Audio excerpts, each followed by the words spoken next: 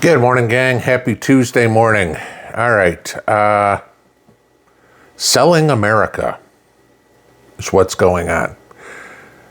All sorts of confusion in the world. What's going to happen with tariffs? Today they're on, today they're off, today they're on, today they're off. Oh, I'm having a call with Xi. China's violating the terms, et cetera, et cetera, et cetera. That's all the macro stuff. That's all the big stuff up top. What about the little stuff, the kitchen table stuff, the stuff that actually matters to you and me? Okay. We've got to pay attention to our own protection because, again, nobody's coming to save us. I hate to tell everybody this, but when you hit financial crisis, the government ain't coming to bail you out like they will with some big bank. They're like, oh, you're going to lose your house? Sorry, oh, food's too expensive. Go sign up for SNAP and see if you can get it. We're on our own, simply put. You take a look at what's going on across the spectrum, and it's about time that the rest of the world is starting to realize what prepper channels have said for years now. You need to be in hard assets because the dollar is about to crash. Talked the other day about hyperinflation, right?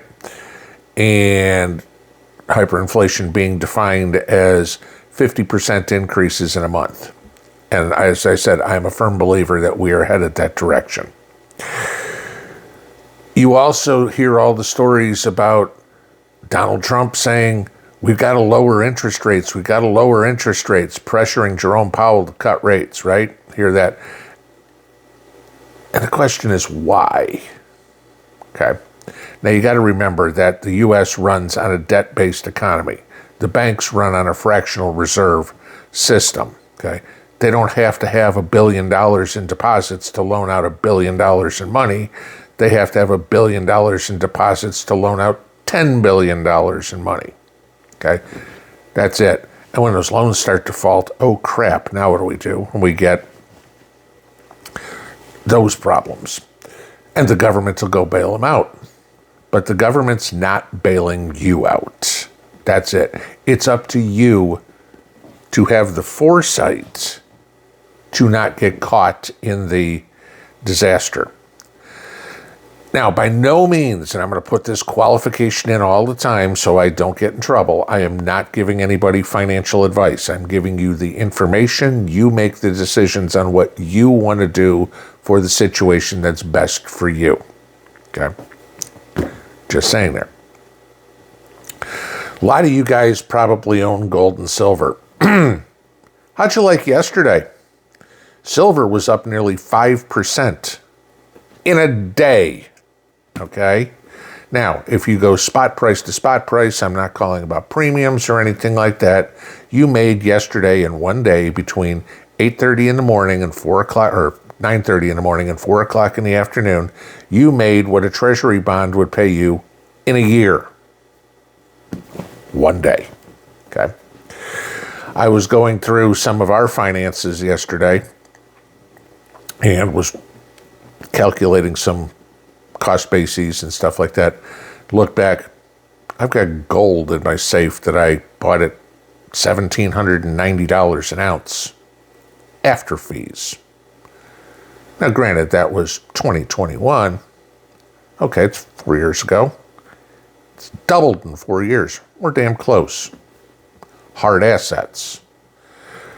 Got a little pullback in the gold and silver market this morning. Go take a look at the gold and silver market, okay, if you're interested in that. A lot of you guys email me all the time about where I buy it. I'll give it to you again. JM Bullion, SD Bullion, APMEX, and Silver.com. I've bought or sold with all of them. I've never had a problem with any of them, okay? You guys ask, I'm just telling you. Go look at those, all right, for prices. You look at the dollar index this morning. Oh, it's a tick up. Okay. The dollar based against 6 other currencies that I've mentioned before. We're in the 98s, guys. The dollar's getting weaker, which means your purchasing power is getting weaker. It takes more dollars to buy stuff. That's called inflation, right? The government's got this brilliant idea that we're going to grow our way out of debt, which is the stupidest thing I've ever heard. It sounds great on TV. We're going to increase GDP so much that the debt will go down because we'll have so much extra money. Right. When has Congress ever had extra money? We grew the GDP. Taxes went up. Cool. More money for us to spend. When have you ever seen the government pass anything that says we're earmarking this amount of money to pay the debt down? No, they're like, oh, cool. We've got an extra $1 trillion. What country in Africa can we send it to? Where can we come up with some other stupid social program? Let's finance a Solyndra, or let's build a bridge to nowhere. Let's pay $10,000 for a toilet, right? We know those stories. Okay. But the dollar's getting weaker. Now, you hear about, as I said earlier, Trump trying to talk Jerome Powell into cutting rates. Why? Because rates are going up, and Trump wants him to cut it. So when rates go up, we're still back in the same spot we are now. Because otherwise rates go up and then they continue to go up. That's all it is. Nobody with half a brain believes rates are coming down at all. Not with the debt we are in, not with the eggshells that the world economy is walking on. Nobody can actually feasibly believe that borrowing more money, which is why they want to lower rates. Oh, everybody can borrow more money again, and that'll be healthy for the economy. No, okay? Just like your household is not healthy by going into more debt, nor is the government. But the government wants rates cut because they're looking at this going, crap, the debt service we have to refinance all these bonds that we had issued at 2%, and now we have to reissue them at 5%. That's going to cause us a problem. We need them to lower rates so we can borrow money at cheaper rates. No, it doesn't work that way. I don't care if you've got a 21% credit card and you go, I want to cancel the card, and you call up the credit card company and go, what if we drop your rate to 17%? And you go, oh, okay. And what we'll do also to help you, Mr. Jones, is we'll also increase your credit limit by $5,000, and then you go out and spend the $5,000. But I got a lower interest rate, but you got more debt. Okay, does that make sense? No, but that's how the government operates. You have to protect yourself. Then you look at the next one, okay? The housing market. For the last couple of years, we've heard all this stories, all this craziness about how housing prices have just gone through the roof. That the average home, a modest average home in the United States, is now something like $450,000, which is insane, okay? For your typical middle-class suburban neighborhood house, 450 G's. Wrong. And for the longest time we heard, oh crap, there aren't any houses available. People can't, there's nothing they can buy because houses are getting snapped up. Remember all the stories about BlackRock buying houses all over the place. Apparently they've stopped because now there's about 500,000 more houses on the market than there are buyers. And what's going on? Mortgage rates are still at 7%. And even though you have all those people screaming that that's so high, that's a historical average for what a mortgage rate is. Okay, we just got used to cheap money for the last nearly 20 years at this point. Okay, and people thought that was the norm. It's not. Okay, 7% is a historical norm for 30-year fixed rate mortgage. But things change. you have a job change, job transfer, a divorce, parents die, whatever. Okay. For some reason, people have to move. Always, they're moving. Okay. Gee, you don't like the political climate of your state. I don't know. California, Oregon, Washington, Massachusetts, New York, Illinois. People are leaving there in droves. Well, what we've got now is it's turning into a buyer's market because there are so many houses on the market. Housing supply is at a 5-year high, which is a good thing. Houses are sitting on the market longer, okay? 5 days on average, 5 days longer than it was this time last year, okay?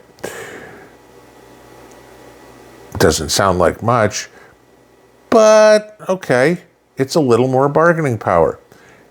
If the price of the house comes down, even though mortgage rates haven't moved, maybe now you qualify for that house that you didn't before, okay? You know, again, banks will usually loan about 30% of what your income is. Well, if the house comes down 20 grand, okay, all of a sudden your percentage moves up. Hey, that one that was at 31%, it's now at 30, maybe you can buy it. Okay, there's your option. But hard assets.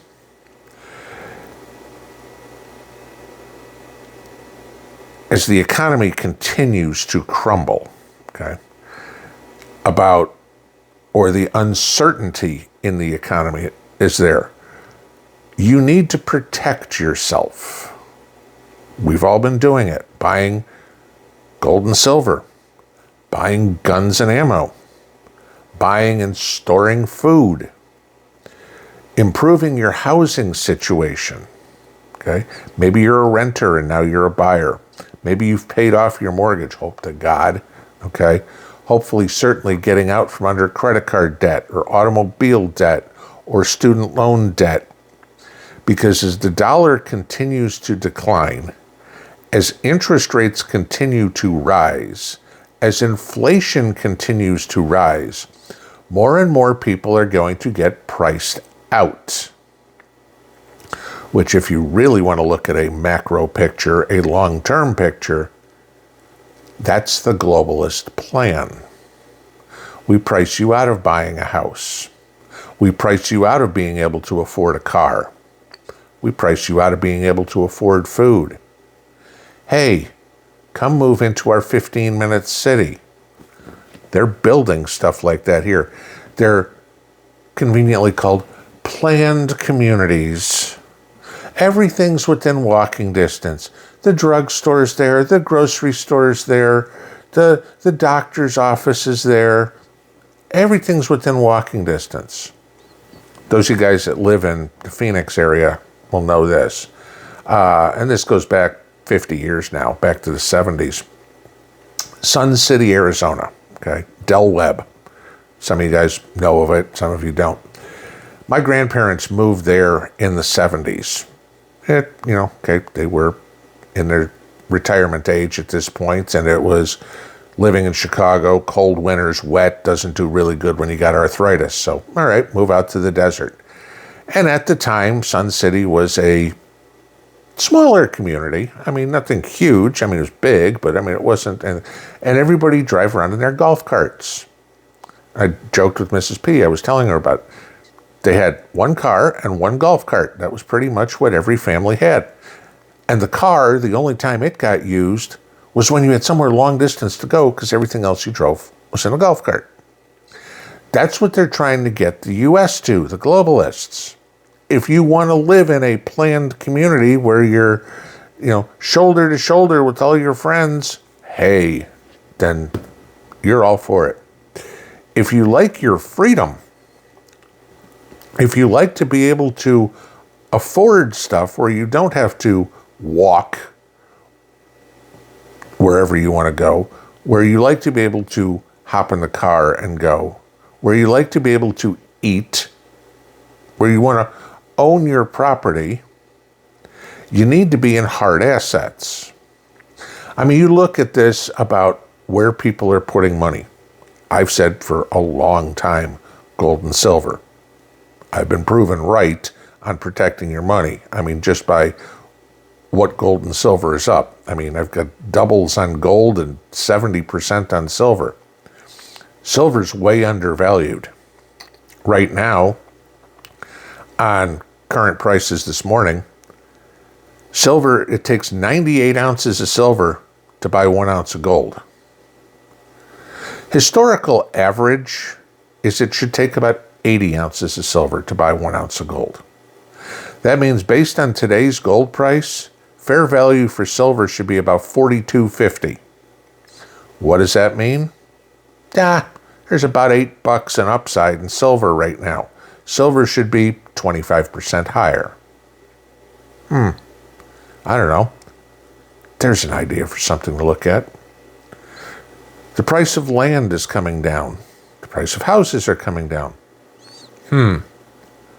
There's something to look at. You can say whatever you want about Bitcoin, whether it's a hard asset, whether it's a speculative asset. I have a tendency to believe it's kind of both. That's up to you, okay? But, all right, there's a store of value that can't be messed with by the government, okay? You're putting away food. We've talked about that a lot, too. When you go out to the freezer and you pull out that pack of ground beef that last year you paid $3.99 for, and now it's, what did I say the other day, $5.80 a pound is the average. You look at that and go, that was a good idea. Hard assets. Because when you look at the places where you're putting your cash, gee, you bought treasury bonds. They're worth less. Gee, you bought the S&P 500. Oh, it's down for the year. Not much. It's come back, but it's still down. We're halfway through the year, and your net return is about negative 1%.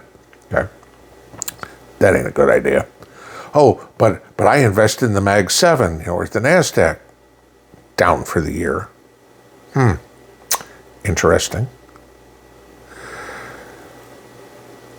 I've told you before about my equity purchases, the reason I do it.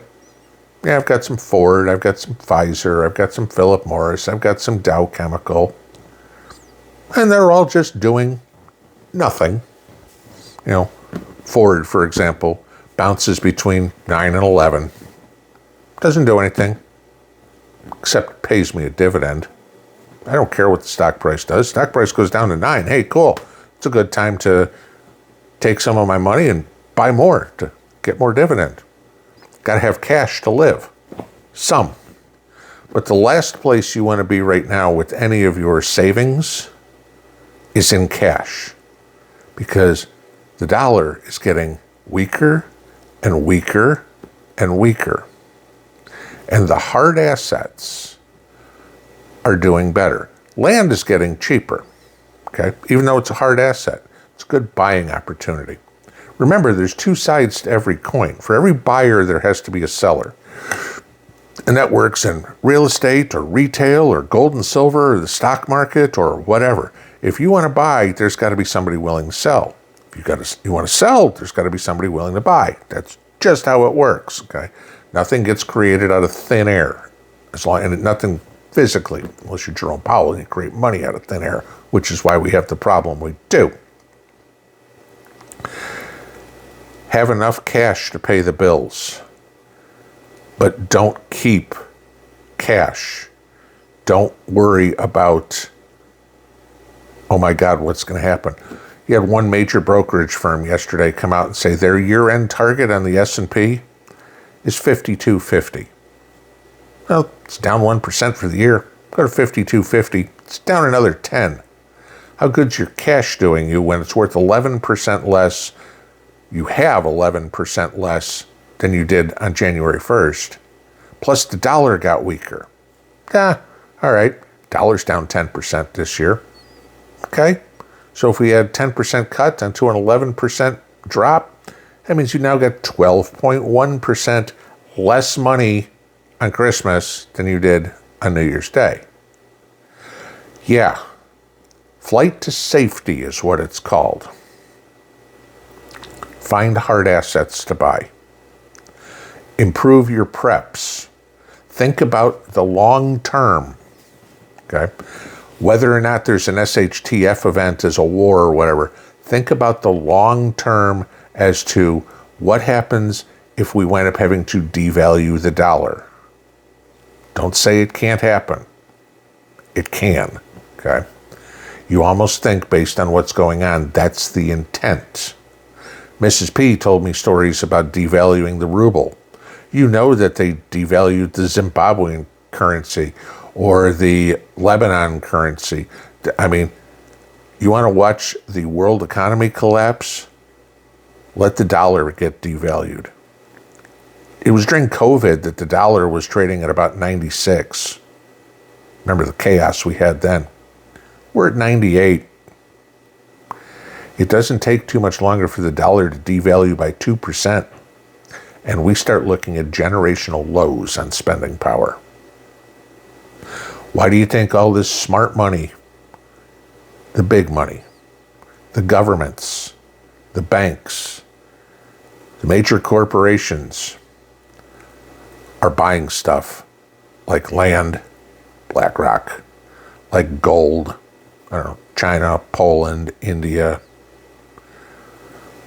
Why do you think people and countries, companies are buying Bitcoin? El Salvador, MicroStrategy, I was at Pakistan yesterday, Arizona, buying that sort of stuff. They're getting out of the dollar. And when that happens, and the dollar is no longer the world reserve currency, you either have a stack of dollars or you have a stack of stuff. Hard assets. This is going to be worth nothing. This will get you through everything. Have a good one. Pinball out.